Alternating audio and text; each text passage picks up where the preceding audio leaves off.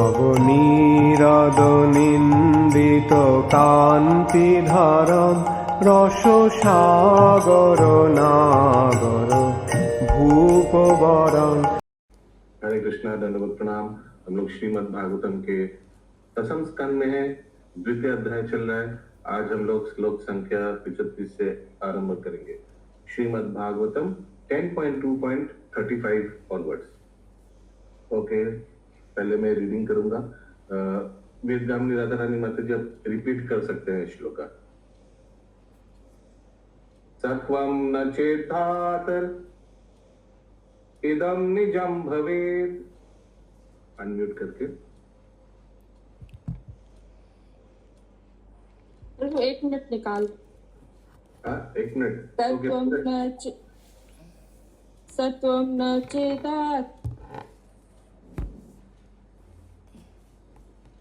विज्ञानमज्ञानभिदापमार्जनम् विज्ञानमज्ञानविदापमार्जनम् गुणः प्रकाशेरनुमीयते भवान्। गुणप्रकाशेरनुमीयते भवान्। प्रकाशते यस्य च येन वा गुणः। प्रकाशते यस्य च येन वा गुणः। सब ध्यान से श्रवण कीजिए। तो देवता लोग भगवान का स्तुति करते हुए बोल रहे हैं।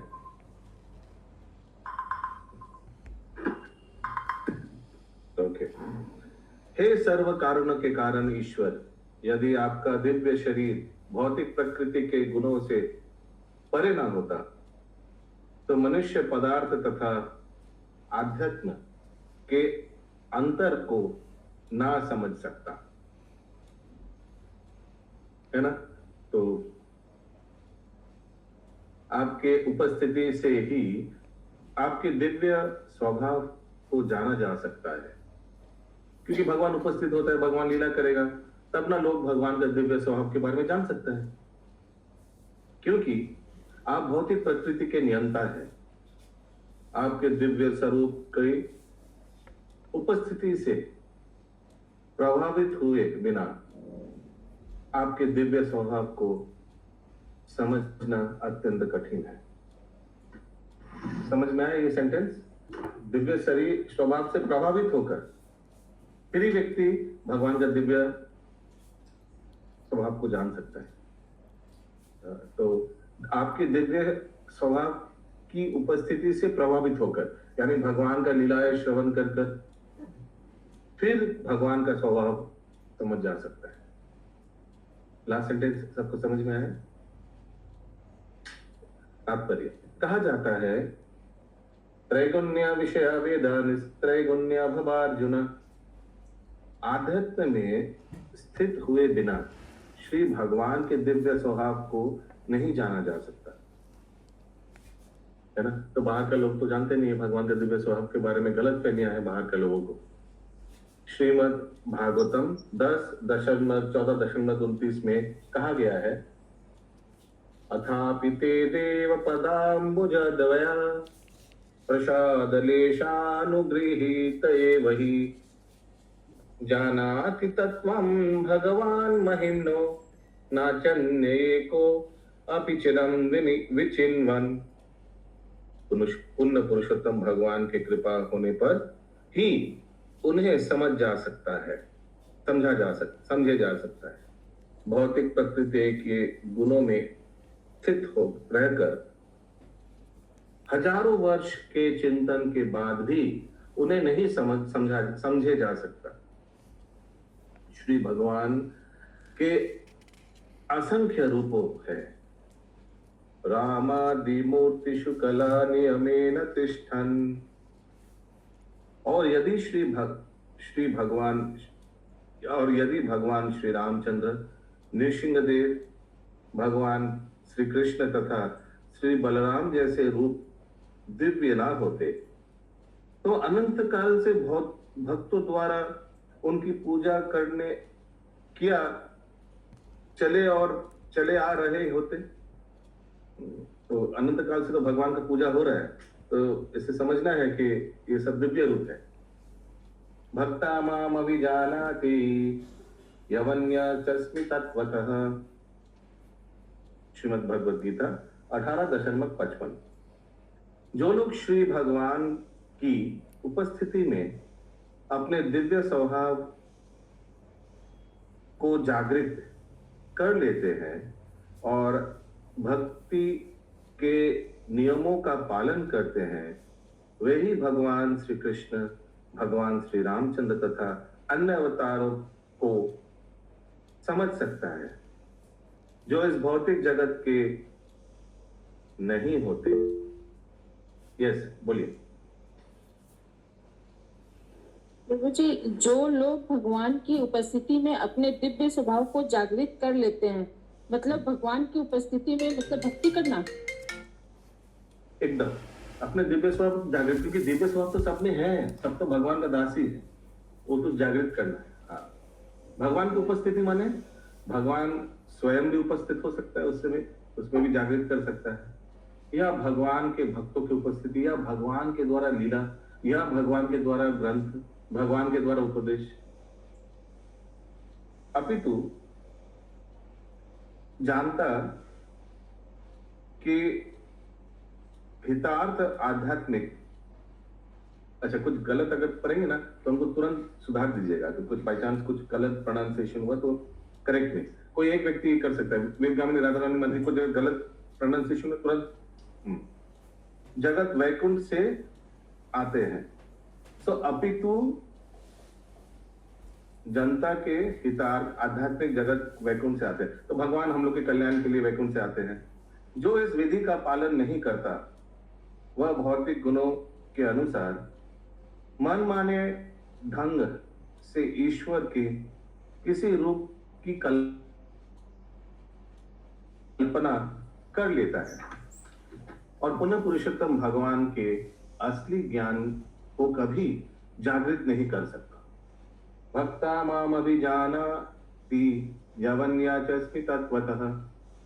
कथन इस बात का घोतक है कि भक्ति के विधानों के अनुसार श्री भगवान की पूजा किए बिना मनुष्य दिव्य स्वभाव को जागृत नहीं कर सकता। भक्ति के विधानों के अनुसार श्री भगवान की पूजा किए बिना पुनः पुरुषोत्तम भगवान की अनुपस्थिति में भी अर्च विग्रह की पूजा भक्त के दिव्य स्वभाव को जागृत करने वाली है, जिससे भक्त श्री भगवान के चरण कमलों में और अधिक अनुरक्त हो जाता है। तो भगवान की अनुपस्थिति में हम लोग भगवान का विग्रह का सेवा करके अपने भक्ति को फिर से जागृत कर सकते हैं। भगवान श्री कृष्ण के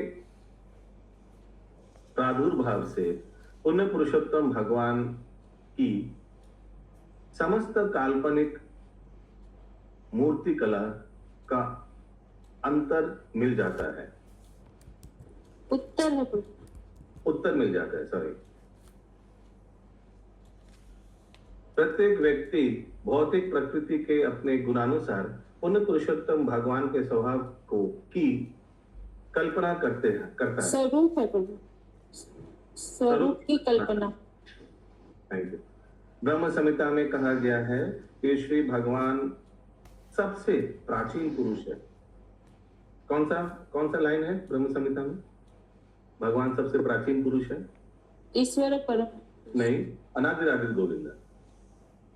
इसलिए कुछ धार्मिक समुदाय ईश्वर को अत्यंत बूढ़े मानते हैं क्योंकि प्राचीन है।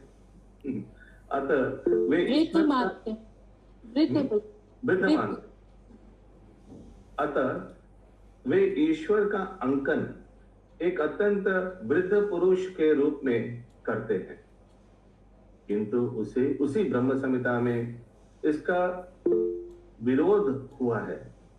ये पंकज प्रभु, अद्वैतम अच्युतम अनादिम अनंत रूपम आद्यम पुराण पुरुषम नवयौवनम अनादिरादिर गोविंद, वो भी ठीक है। हाँ, वो भी ठीक है। किंतु उसी ब्रह्म संहिता में इसका विरोध हुआ है। विरोध कैसे हुआ है? कोई बोल सकता है? भगवान वृद्ध नहीं है। नवयौवनम च कहाँ आता है, कौन सा लाइन में आता है ना ये नवयौवन दुर्लभम अदुर्लभम अत्यंत महत्ववस्तु गोविंदवान। आद्यम पुराण पुरुषो नवयौवनम च। हाँ, तो उसी ब्रह्म संहिता में इसका खंडन भी हुआ है। कहाँ चल रहे?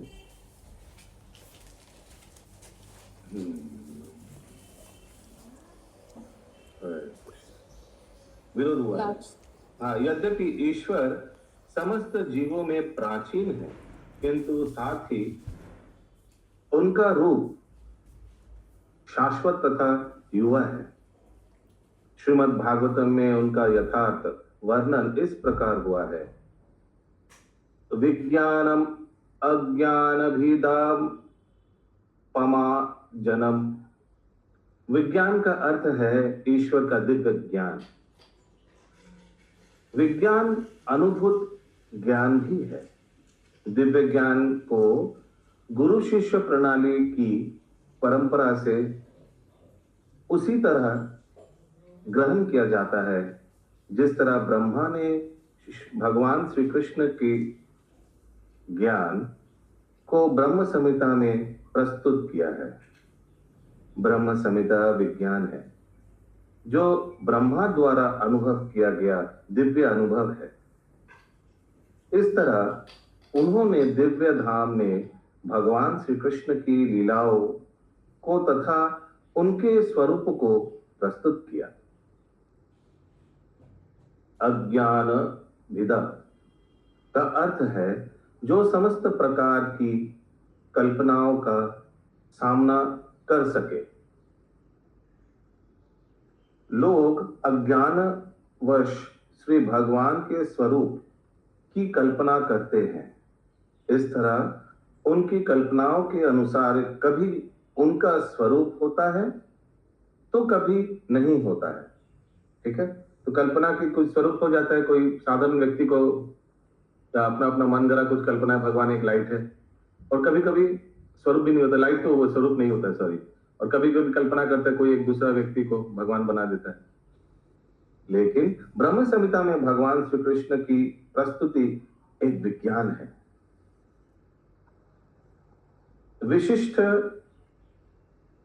अनुभूत ज्ञान जिसे ब्रह्मा जी ने अनुभव करके प्रस्तुत किया और महाप्रभु श्री चैतन्य ने जिसे स्वीकार किया, इसके विषय में किसी प्रकार का संदेह नहीं है।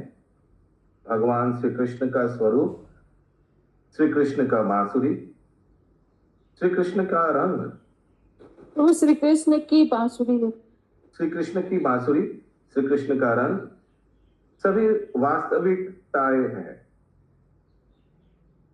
यहां यह कहा गया है कि यह विज्ञानम सभी प्रकार की कल्पनाओं को सदा पराजित करने वाले हैं। इसीलिए हाँ जी, है कि ना, ये सभी प्रकार की कल्पना को पाई, मतलब ये जो ब्रह्म संहिता में जो भगवान के बारे में सिद्धांत दिया गया है, उसके अलावा जो कुछ भी ये है मनगढ़ंत, उसको ये कर रेफ्यूट कर। यस, पूरा टोटल डिस्क्रिप्शन है भगवान का रूप का।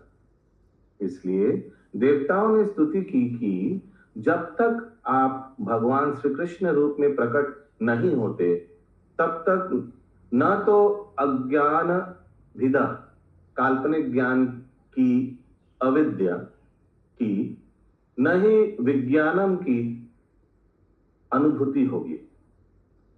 उसीलिए भगवान को बाहर आने के लिए बोल रहे हैं। भगवान को इन लोग स्तुति कब कर रहे हैं?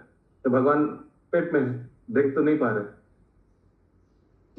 अज्ञान विदा मार्जनम, आपके प्राकट्य से अज्ञान की कल्पना लुप्त हो जाएगी और ब्रह्मा जी जैसे महाजनों का असली अनुभूति ज्ञान स्थापित हो सकेगा, है ना। तो ब्रह्मा जी जो बोला था जो ब्रह्म संहिता में, वो हम लोग साक्षात देख सकेंगे ना। जो ब्रह्म संहिता में जो भगवान का वर्णन है वो तो साक्षात देख पाएंगे जब भगवान बाहर आएगा। लोग भौतिक प्रकृति के 3 गुणों से प्रभावित होकर अपनी प्रकृति के अनुसार विभिन्न प्रकारों में ईश्वर की कल्पना करते हैं। इस तरह ईश्वर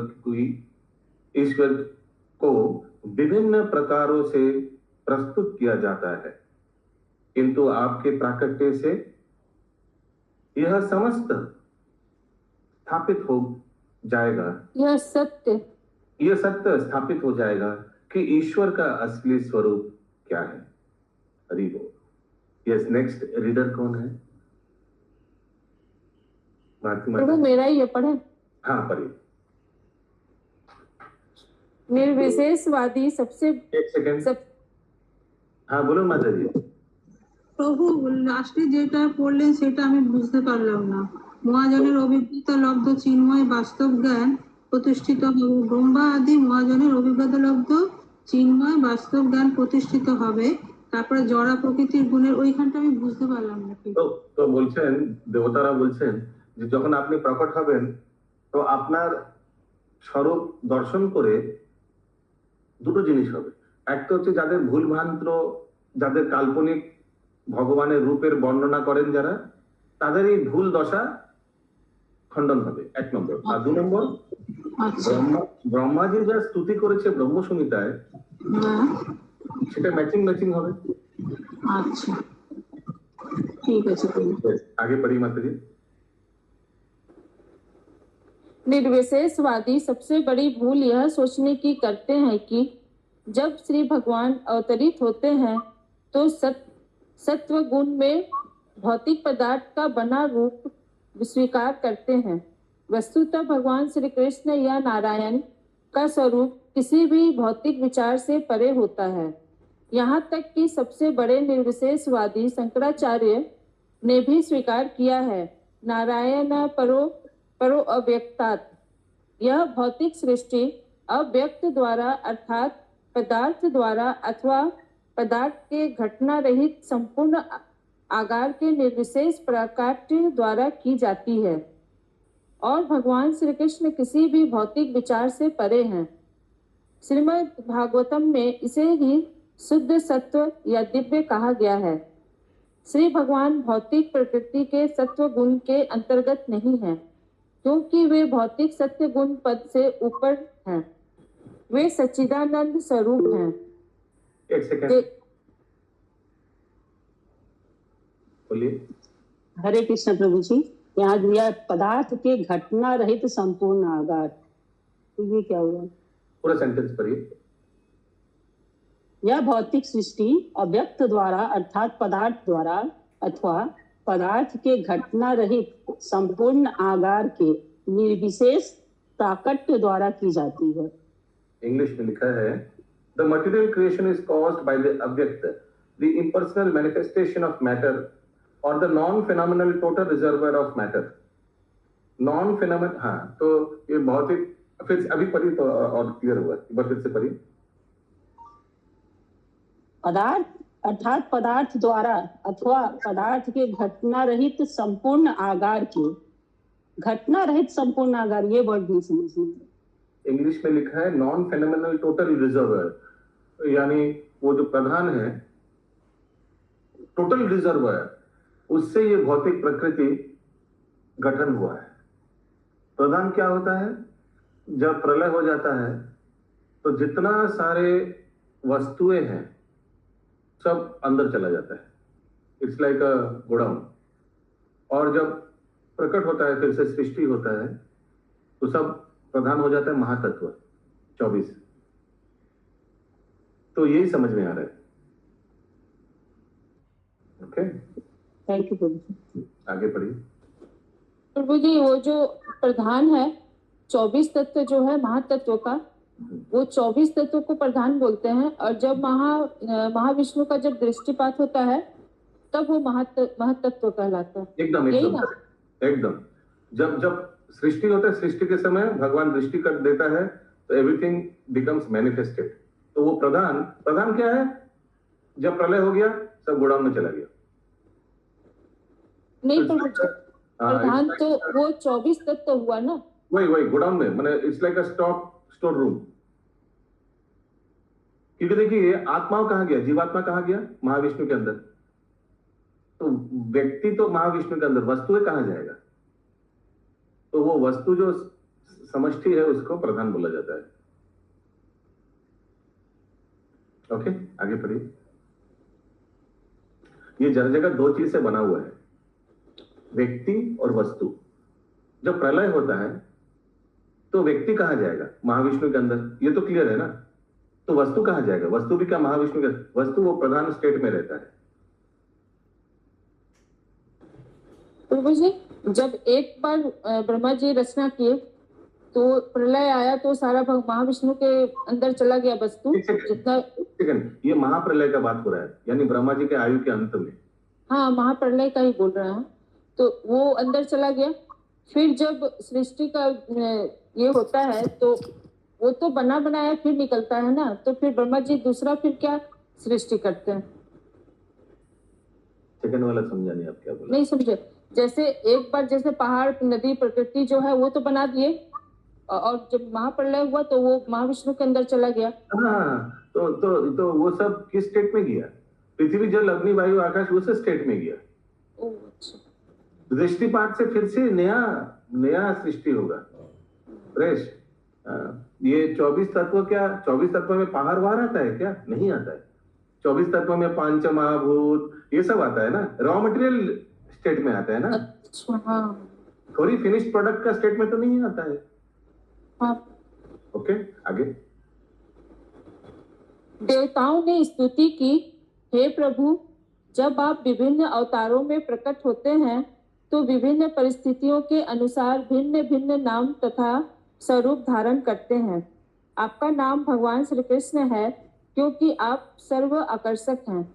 आप श्याम सुंदर कहलाते हैं क्योंकि आपका सौंदर्य दिव्य है। श्याम का अर्थ सांवला है, फिर भी वे कहते हैं कि आप हजारों कामदेवों से भी अधिक सुंदर हैं। कंदर्प कोटि कमनीय। यद्यपि आप श्याम मेघ जैसे रंग वाले हैं किंतु आप परम पूर्ण हैं। अतएव आपका सौंदर्य कामदेव के कोमल शरीर से भी कई गुना अधिक आकर्षक है। आप कभी ये श्याम सुंदर रूप, ये मेघ का वर्णन है, घन श्याम। भगवान का एक नाम है ना, घन श्याम। तो इसमें मेरा ये विचार है कि आप लोग जैसे आपका क्या हिसाब से क्या कलर है? ये इंग्लिश में अगर कलर का कोई शेड बोलेंगे तो क्या कलर शेड बोलेंगे आप लोग? प्रश्न समझ में आया? क्या कलर शेड बोलेंगे? ग्रेइश ब्लूइश टाइप का। ग्रेइश या ब्लूइश या दोनों का मिश्रण तो क्या हो गया? ग्रेइश हो गया ना ब्लूइश हो गया? वो दोनों का उसमें आता है। अच्छा, और किसी का कुछ विचार है? श्याम सुंदर रूप का क्या शेड कार्ड है? यस पंकज प्रभु। नहीं, क्लाउड्स, बरसाती बादल। नहीं, वो तो आप हम शेड कार्ड मान रहे हैं। वो क्या ब्लू ग्रे कार्ड में डार्क ब्लूइश, डार्क ब्लू आएगा, navy blue type. Yes Indravati माता जी, क्या विचार है? घना बादल है ना, डार्क लाइट ब्लू आएगा। लाइट ब्लू प्रभु जी, श्यामल रंग में, जैसे आकाश मेघ का रंग होता है। अच्छा, और किसी का विचार? पृथ्वी में नंद प्रिया माता जी। हरे कृष्ण प्रभु जी। डार्क ग्रे रहेगा प्रभु जी, dark grey, slate colour. Grey colour माने उसमें ब्लू नहीं रहेगा? नहीं प्रभु जी, स्लेट कलर। अच्छा, महामंजरी माता जी। तो जो सीमेंट का कलर होता है स्लेटी, एकदम डार्क। तो सीमेंट का कलर में तो ब्लू नहीं होता है? नहीं, स्लेटी। ओके, स्लेट का कलर। अच्युत करुणेश्वर प्रभु। जल भरे बादल का जो रंग होता है वही वो सब मत दीजिए, हम शेड कार्ड मांगा है। अच्छा, तो ये तो ग्रे कलर में आएगा बस। ग्रे में ब्लू नहीं रहेगा। हरे कृष्णा प्रभु जी। भगवान का परफेक्ट कलर बोलना मुश्किल है। नहीं, फिर भी हम शेड ब्लूइश ग्रे। तो अब ब्लू ला रहे हैं ग्रे में। ओके, ठीक है, बस ठीक है, कोई बात नहीं। तो देखिए, क्योंकि हम लोग जब विग्रह देखते हैं, विग्रह कुछ विग्रह है जो समझ रहे हैं ना आप। जैसे आप अगर नीलांबर चक्रवर्ती का जो विग्रह है बेलपुकुर में, मदन गोपाल विग्रह, अगर आप लोग को याद है तो जो परिक्रमा ने किया है वो ब्लू कलर है। हाँ, वो ब्लू है, श्याम सुंदर। तो ब्लू तो हो गया पूरा। अभी राधा माधव मायापुर में तो ब्लैक है, तो घनश्याम कलर नहीं है, ब्लैक ही है ना। हाँ या ना, ब्लैक है ना, ब्लू ग्रे है, ब्लैक ही तो है। ये ब्लैक है, लेकिन हमारे पूरा गोविंद जी तो ग्रे हैं। गोविंद जी व्हाइट है। वृंदावन में भी राधा श्याम सुंदर जी जो है, उनका नाम भी श्याम सुंदर है। गोविंद जी राधा रानी के साथ में, इसलिए उनके तेज से व्हाइट है। अच्छा। और वृंदावन में जो श्याम सुंदर जी है, उनका नाम श्याम सुंदर है ना, वृंदावन का विग्रह का, कृष्ण बलराम मंदिर में। तो श्याम कलर ही है, श्याम है तो काला है, ब्लैक है। ब्लू तो कहीं नहीं दिखता है, ब्लैक दिखता है लेकिन ब्लू नहीं। हाँ ब्लू है, ब्लू विग्रह देखा नहीं आप लोग ने, उसीलिए मैं वो नीलांबर चक्रवर्ती का मदन गोपाल का नाम। गौड़ी वैष्णव बहुत सारा मंदिर में ब्लू विग्रह है तो। यस, ब्लू विग्रह है। यस, मोनिशा माता जी। হরে কৃষ্ণ প্রভু। হ্যাঁ বলো। আমার তো মনে হয় টোটালি মানে ডার্ক যে ব্লুটা হয়, যেটা গ্লোয়িং ব্লু, সেই কালারটা শ্যাম সুন্দরের কালার। আচ্ছা, ওকে। ডার্ক ব্লুটা শ্যাম সুন্দরের কালার, মানে গ্লোয়িং ব্লু যেটা। গ্লোয়িং ব্লু কোন বিগ্রহে দেখেছেন আপনি এই কালার? আপনি মানে বৃন্দাবনের শ্যাম সুন্দরের কথাই বলছি, যেটা ফটোতে দেখি। বৃন্দাবনে কৃষ্ণ বলরাম মন্দিরে যে শ্যাম সুন্দর, সে তো কালো, কোথায় ব্লু দেখছেন? না মানে যেটা ছবিতে দেখেছি আমি, ছবিতে আমি আপনাকে ছবি পাঠাচ্ছি, স্ক্রিন শেয়ার করুন। বৃন্দাবনের রাধা শ্যাম সুন্দর তো কালো, কোথায় ব্লু আছে? यस, वेदगामिनी राधा रानी माता जी।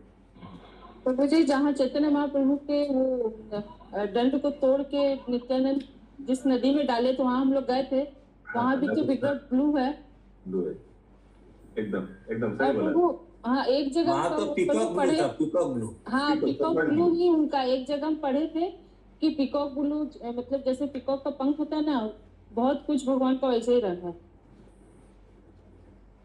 ठीक है, अच्छा, वो भगवान का कलर के बारे में चर्चा हुई है, ये भी जरूरी था क्योंकि 2-3 नाम है उनका कलर के ऊपर। एक तो घनश्याम है, एक तो श्याम सुंदर है ना, वो श्याम, एक नील से भी नाम है ना, नीलाम नहीं, बाकी बिहारी तो बिल्कुल काले हैं। नील से और क्या कलर से क्या नाम है भगवान का? और नील माधव। नील माधव, ठीक है। हालांकि नील माधव विग्रह तो ब्लैक है पूरा, चतुर्भुज विष्णु को। कहाँ नील है? वही काला चांद तो एकदम ब्लैक है। सारा काला चांद विग्रह वो लॉस एंजलिस, लंदन में है ना। लंदन तो लंदनेश्वरी है, अमेरिका में है। यही तो पहला प्रभुपाद का ये सबसे प्रिय विग्रह थे, काला चांद शायद लॉस एंजलिस का है शायद। एनीवेज, यस मनीषा माता जी, ओके आगे पढ़िए। चलिए, अच्छा चर्चा हो गया भगवान का कॉम्प्लेक्शन के बारे में। आप कभी वो এই পিকচারটাই আমি একমাত্র দেখেছিলাম সেদিন মদন গোপাল।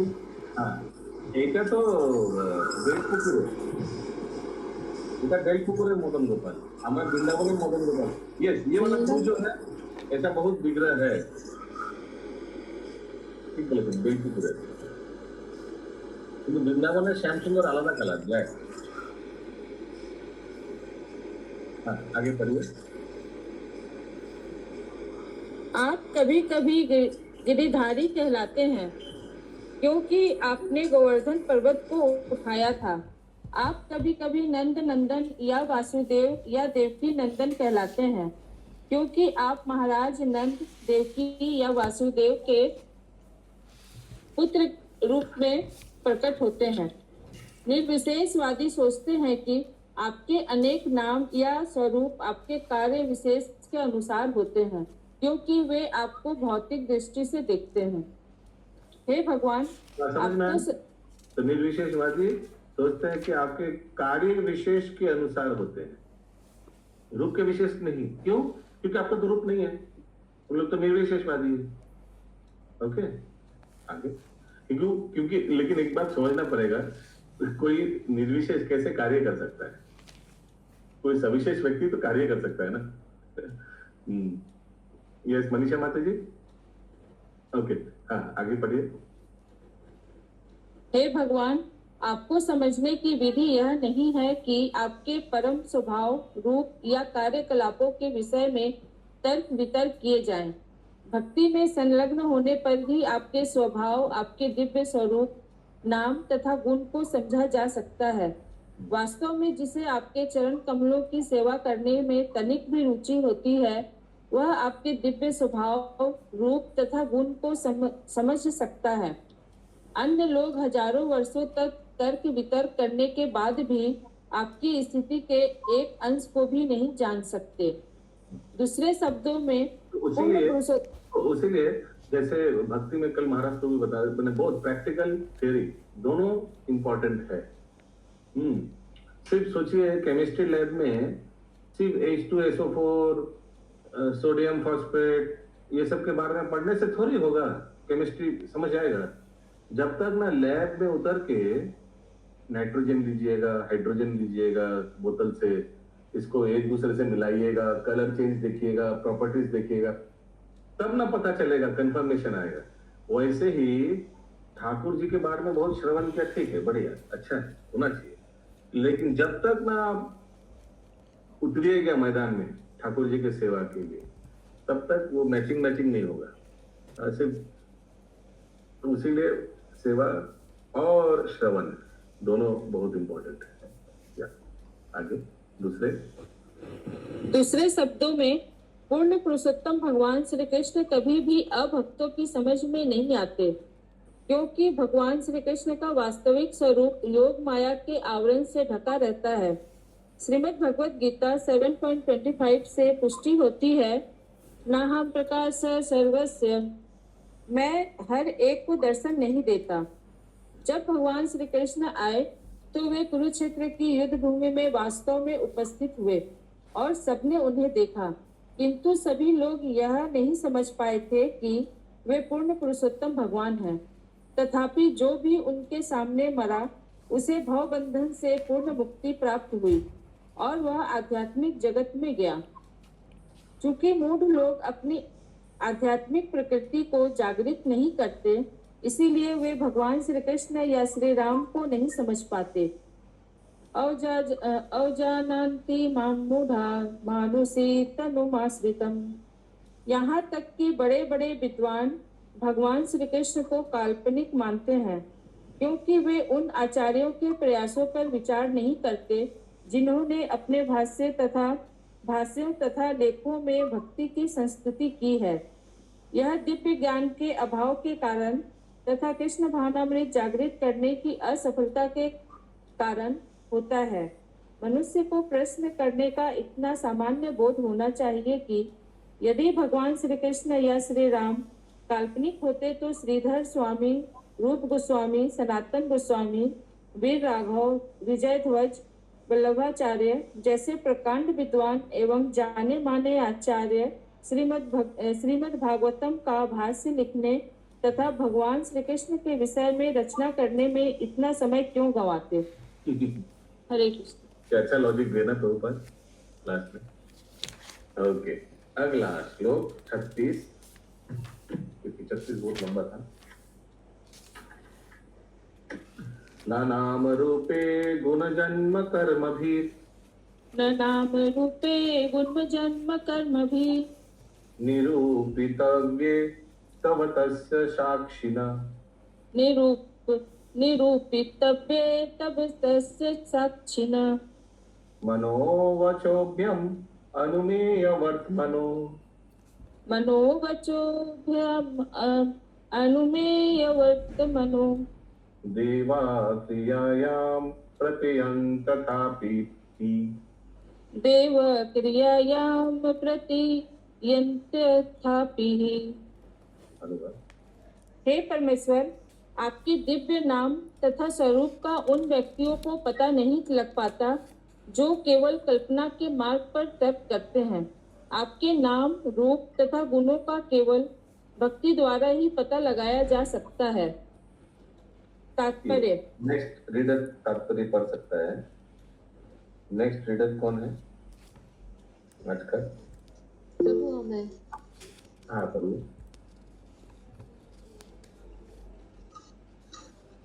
पद्म पुराण में इसे कहा गया है, अतः कृष्ण नामादि न भवेत ग्राम। क्या हुआ प्रभु? अतः श्री कृष्ण। हाँ वही तो बोले।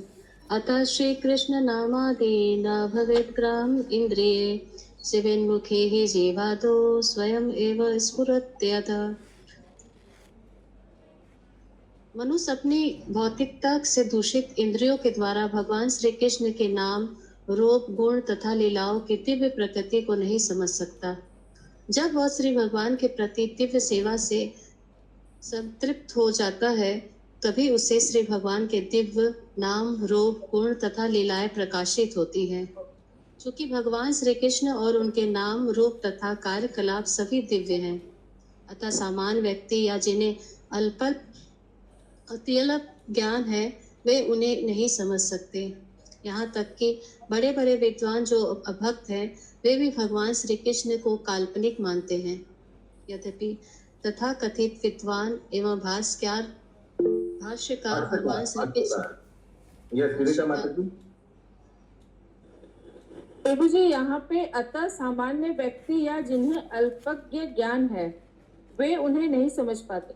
तो प्रभु, भगवान को समझने के लिए ज्ञान का क्या जरूरत होता है, कैसे जरूरत होता है?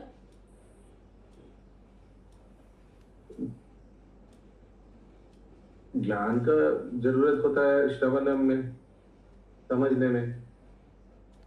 तो अगर कोई अल्प ज्ञान है, ज्ञान प्लस सेवा, उसी लिए देखिए स्टार्टिंग में इसको हम समझ गए आप क्या एंगल से बोल रहे हैं। ये तात्पर्य का क्या एंगल है, देखिए कि प्रभुपाद शुरू कर रहे हैं, मनुष्य अपने भौतिकता से दूषित इंद्रियों के द्वारा भगवान श्री कृष्ण का नाम, रूप, तो दूषित वाला अगर है तो समझ नहीं सकते। ठीक है, तो प्रभुपाद शुरू किया, आप बीच से वो सेंटेंस लीजिएगा तो लोगों को भ्रमित हो जाएंगे। स्टार्टिंग वाला सेंटेंस देखिए, दूषित इंद्रिय बोला है। तो दूषित इंद्रियों का ज्ञान से भगवान को कभी समझ नहीं सकते। तो क्या करना पड़ेगा?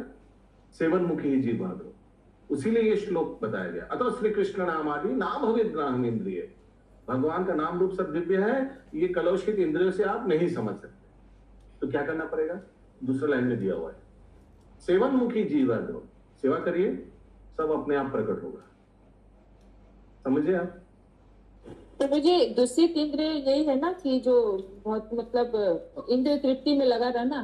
हाँ, तो इससे नहीं समझ सकते, उसीलिए बीच से लाइन सेंटेंस फ्रेज उठाकर फिर लोग भ्रमित हो जाएंगे। क्या आगे? यद्यपि तथा कथित विद्वान एवं भाष्यकार भगवान श्री कृष्ण को ऐसा ऐतिहासिक पुरुष नहीं मानते जो महाभारत में अंकित कुरुक्षेत्र के युद्ध स्थल में उपस्थित थे। साउंड क्वालिटी अच्छा नहीं है, साउंड क्वालिटी अच्छा नहीं है। सीधा सीधा ब्लूटूथ यूज हो रहा है क्या? नहीं, अभी ठीक है? बोलिए कुछ, फिर तो समझेंगे ना। फिर भी वे श्रीमद् भगवत गीता तथा अन्य ऐतिहासिक ग्रंथों पर भाष्य लिखने के लिए बाध्य होते हैं। सेवन मुखे ही जीवात्मा स्वयं साउंड अच्छा नहीं आ रहा है, आई डोंट नो क्या हुआ। से रेट करा दो। ओके, और कोई पढ़ना चाहेंगे? प्रभु मैं पढ़ूं? हाँ पढ़िए।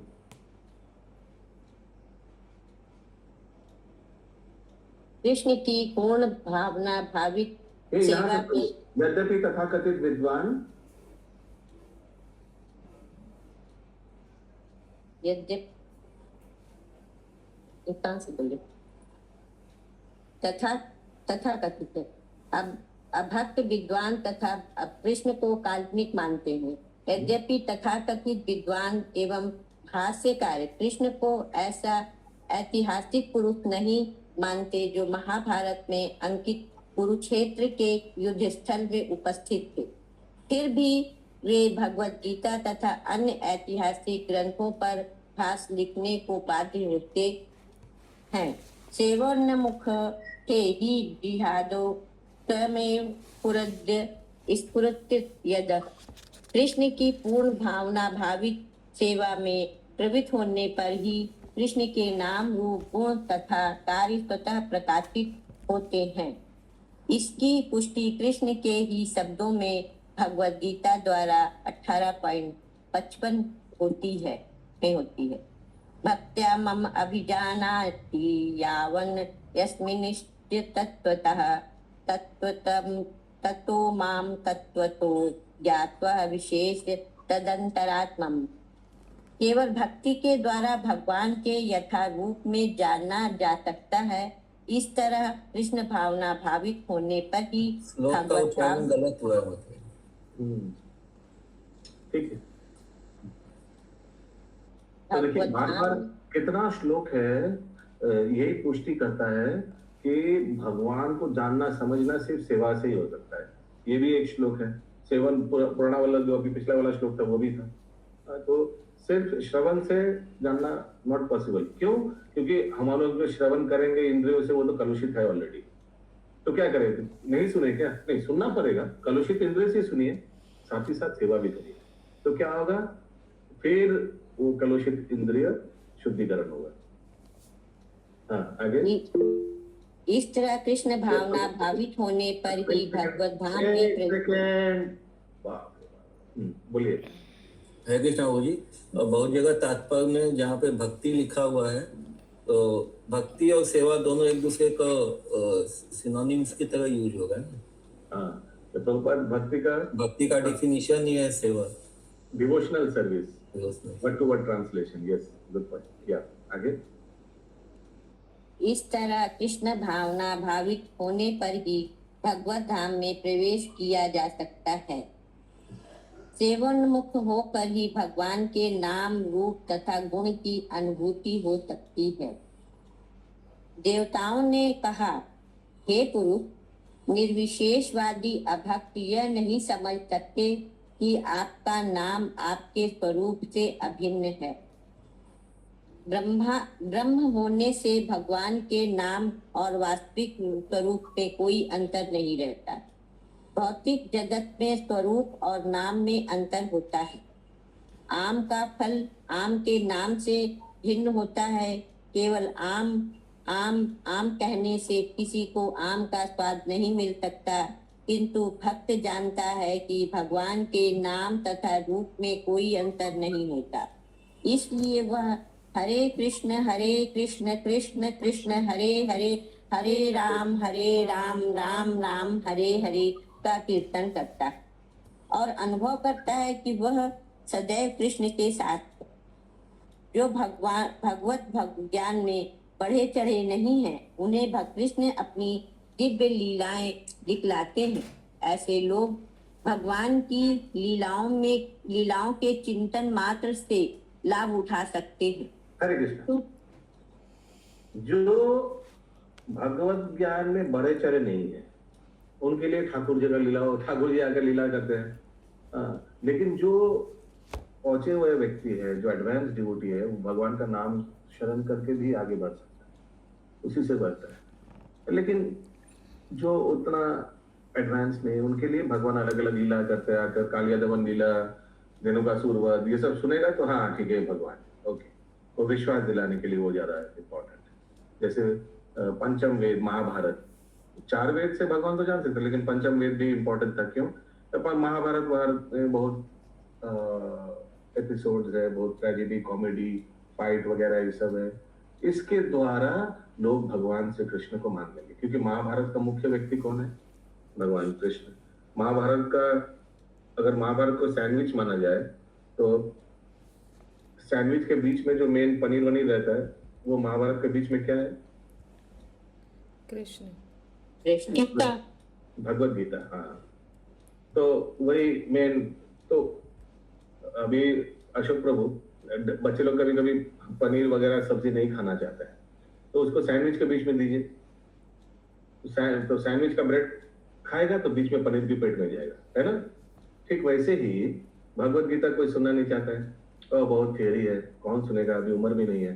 लेकिन महाभारत देखना चाहते हैं। हाँ, कल महाराज को बता रहे थे कि जब डी.आर. चोपड़ा का महाभारत होता था पूरा शहर खाली हो जाता था उस समय।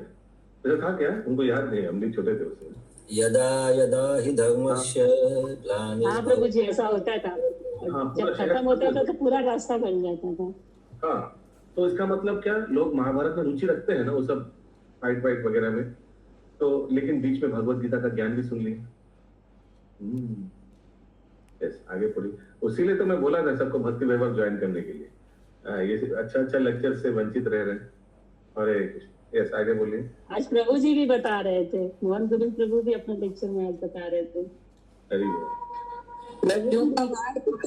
सन्नाटन हो जाता था रोड। क्योंकि भगवान के दिव्य नाम और स्वरूप में कोई अंतर नहीं होता, इसलिए भगवान की दिव्य लीलाओं और उनके स्वरूप में भी कोई अंतर नहीं होता। अल्पज्ञों के लिए यथा स्त्रियों, श्रमिक या व्यापारी, महर्षि वेदव्यास ने महाभारत की रचना की। महाभारत में कृष्ण अपने विभिन्न कार्यकलापों में विद्यमान है। महाभारत इतिहास है और कृष्ण के दिव्य कार्यकलाप उनके अध्ययन, श्रवण और तथा स्मरण से अल्पज्ञों को भी शुद्ध भक्तों का पद प्राप्त हो सकता है। कृष्ण के चरण कमलों के ध्यान में निरंतर लीन रहने वाले और कृष्ण भावनामृत में रहते हुए भक्ति में मग्न रहने वाले शुद्ध भक्त को कभी भी भौतिक जगत में रहने वाले नहीं मानना चाहिए। श्री रूप गोस्वामी ने क्या हुई तो महाभारत जो इतिहास पुराण में आए, तो इनका वो क्या नाम है जो बताया था प्रभु जी पर, वो रोमहर्षण इनके मतलब ये था क्या, मुख्य प्रवर्तक।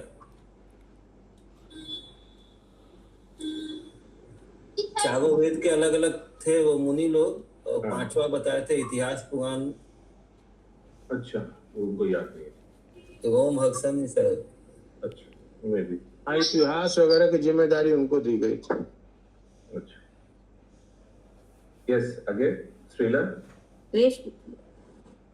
कृष्ण भावनामृत में रहते हुए भक्ति में मग्न रहने वाले शुद्ध भक्त को कभी भी भौतिक जगत में रहने वाले नहीं मानना चाहिए। श्री रूप गोस्वामी ने बतलाया है कि मनसा वाचा कर्मणा कृष्ण भक्ति में लगे रहने वाले लोग इसी शरीर में मुक्त माने जाते हैं। हरे कृष्ण। कौन सा श्लोक? कर्मणा मनसा निखिलासु अपि जीवन मुक्त स्वउच्यते। स्टार्टिंग क्या है इसका?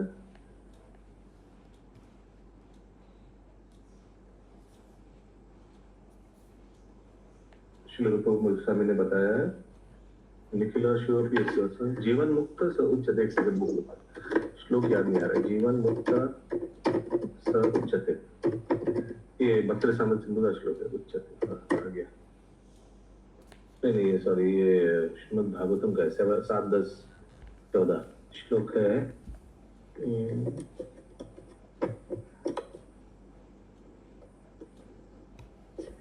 इहार्यस्य हरेर्दास कर्मणा मनसा गिरा।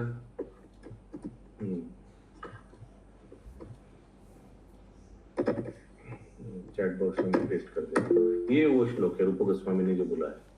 और ये आगे फिर से बोलिए, रूप गोस्वामी ने श्री रूप गोस्वामी ने बतलाया कि मनसा वाचा कर्मणा कृष्ण भक्ति में लगे रहने वाले लोग इस शरीर में मुक्त माने जाते। इसकी पुष्टि भागवत गीता में हुई है। जो लोग भगवान की सेवा में संलग्न होते हैं वे पहले से ही भौतिक स्थिति को पार कर चुके होते हैं। कौन सा श्लोक याद है? मैचिंग करा सकते हैं? कौन सा श्लोक में दिया हुआ भगवत गीता में? जो लोग कृष्ण भक्ति में लगा हुआ है उन लोग, क्या लिखा है? वे पहले से ही भौतिक स्थिति को पार कर चुके होता है। देखिए, हम लोग का श्लोक उतना तगड़ा नहीं है कि सुन के तुरंत श्लोक याद आ जाए। ये श्लोक इससे मैचिंग। आगे श्री भगवान भक्तों तथा अभक्तों को जीवन के चरम लक्ष्य की अनुभूति के लिए समान अवसर प्रदान करते हैं। भक्तों को भगवान का दर्शन करने और उसकी पूजा करने का प्रत्यक्ष अवसर प्राप्त होता है। जो लोग इस पद को प्राप्त नहीं होते, उन्हें भगवान के कार्यकलापों से परिचित होना और उसी पद तक पहुंचने का अवसर मिलता है। ब्रह्म संहिता में कहा गया, समझ में पैराग्राफ समझ में आया? तो विग्रह रूप में भगवान आता है कि हम लोग उनको उनका साकार रूप को अप्रिशिएट करें, और जो लोग इससे वंचित होता है, यानी जो लोग निराकार का आराधना करते हैं, जिनका पूजा घर में कोई रहता नहीं है, फाका रहता है, खाली देखा आपने कुछ रहता ही नहीं है, ना विग्रह ना फोटो, कुछ नहीं, खाली। आगे ब्रह्म संहिता 5.38 में कहा गया है, प्रेमारंजन छुरित भक्ति विलोचनेन संतत सदैव हृदय तु विलोकयन्तीं यः श्याम सुंदर अचिंत्य गुण स्वरूपम गोविंदमादि पुरुषम तम हम भजामि। यदि कृष्ण का दिव्य स्वरूप श्यामल, यद्यपि कृष्ण का दिव्य स्वरूप श्यामल है, किंतु भगवान से प्रेम करने वाले भक्त श्याम सुंदर के रूप में उनका गुणगान करते हैं। भगवान का स्वरूप इतना सुंदर है कि ब्रह्म संहिता 5.30 में कहा गया है, वेणु कुरांतम अरविंद दलाक्षंतम बहर वसांतम सित अबुद। बोलिए तो। नहीं, आप ठीक से बोलिए, हड़बड़ी क्या है, अच्छा से उच्चारण करिए फिर से। वेणु कुरांतम अरविंद दलाक्षंतम तलायताक्षतम बहर वसांतम सित अबुध सुंदरांगम कंदर्प कोटि कमनीय विशेष शोभाम गोविंदमादि पुरुषम तम हम भजामि। मैं आदि भगवान गोविंद की पूजा करता हूँ, जो दिव्य बांसुरी का वादन करते हैं। उनके नेत्र कमल पुष्पों के समान है, वे मोर पंखों से सुशोभित हैं और उनका वर्ण स्वच्छ श्यामल बादलों के समान है। उनका यह स्वरूप करोड़ों कामदेव को लजाने वाला है। भगवान का यह सौंदर्य उन भक्तों के द्वारा देखा जाता है जो उनसे प्रेम करते हैं। वे भक्त जिनकी आंखों में भगवत प्रेम रूपी अंजन लगा रहता है, प्रेमारंजन छुरित भक्ति विलोचनेन। भगवान को गिरधारी या गिरवरधारी भी कहा जाता है, क्योंकि कृष्ण ने भक्तों के लिए गोवर्धन पर्वत उठा लिया था।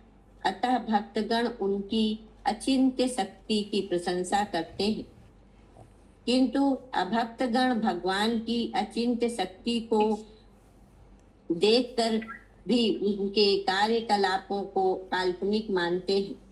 हमारे यहाँ लिखा है अचिंत्य शक्ति को प्रत्यक्ष देखकर, साक्षात देखकर भी उनके कार्यकलापों को काल्पनिक मानते हैं। एक भक्त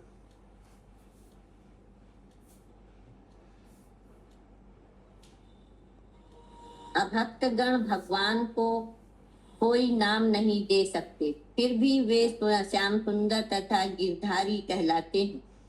इसी तरह भगवान देवकी नंदन तथा यशोदा नंदन कहलाते हैं, क्योंकि उन्होंने माता देवकी तथा माता यशोदा के पुत्र रूप में भूमिका निभाई। वे गायों तथा बछड़ों का पालन करने के कारण गोपाल कहलाते हैं। इसीलिए कोई संसारी नाम न होने पर भी वे भक्तों द्वारा देवकी नंदन, यशोदा नंदन, गोपाल तथा श्याम सुंदर कहकर संबोधित किए जाते हैं। ये सभी दिव्य नाम हैं। इनकी महिमा भक्तगण ही जानते हैं, अभक्तजन नहीं। नेक्स्ट पढ़ना चाहेंगे आप लोग में से?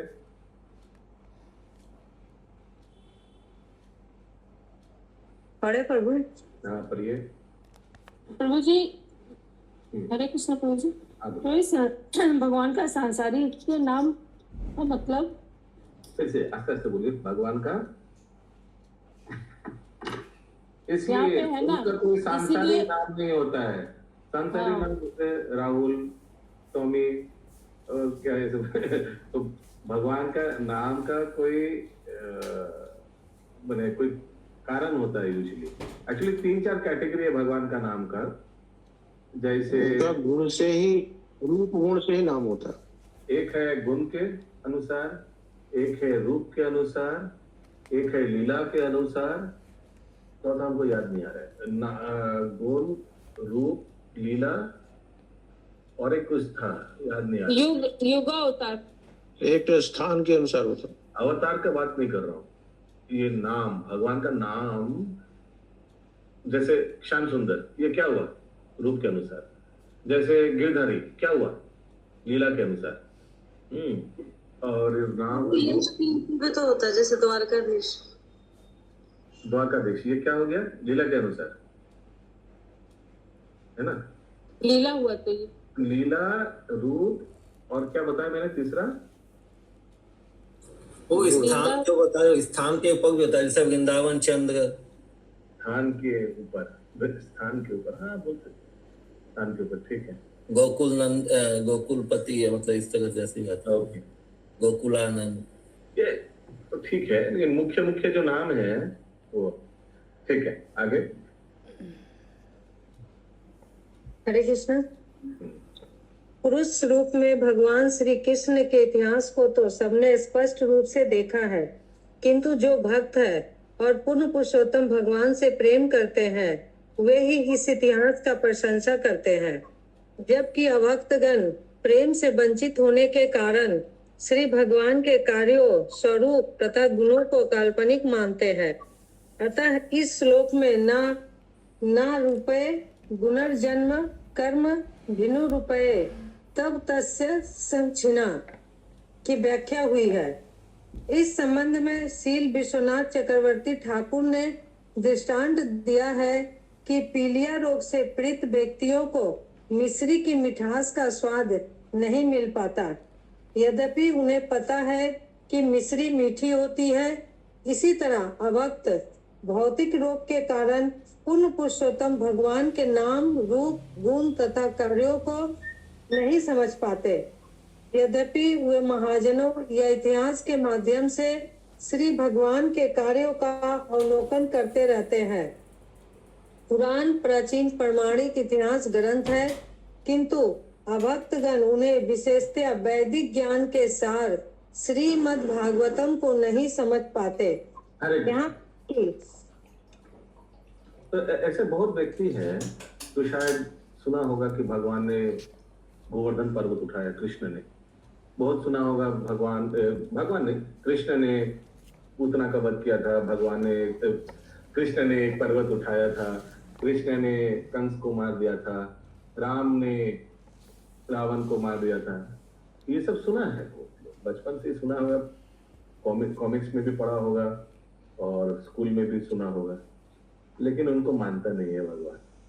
तो उन लोगों के लिए बोला जा रहा है, इतिहास में सुना है, ठीक है।